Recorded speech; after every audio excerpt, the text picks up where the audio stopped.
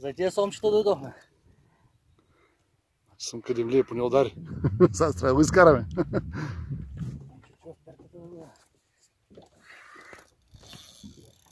Искаш малко да отуховаш пък? Чакай. Не трябва дали ще го изтървем, аз говоря, че го видях. Императора.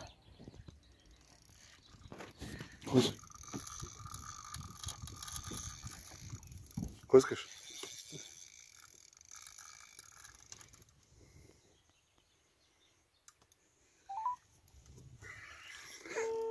А че директно залиш ли?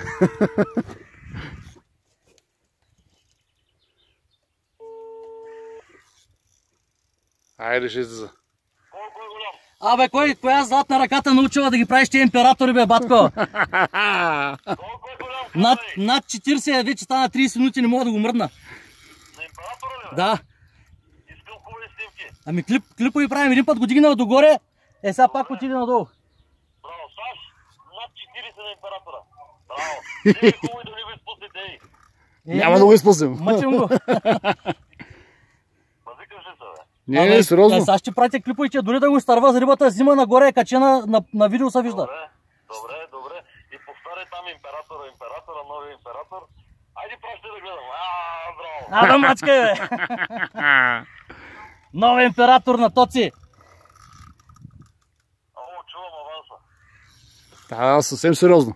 Айде, снимайте. Има видеооператор. Хот Тайгър. Браво. Ето го. Екари, готов е. гледай го, батко. Снимай, Данка, снимай го, хубаво го снимай. Браво. Айде, гледай го, красавец. Данка, готов ли сега снимаш? Готов съм.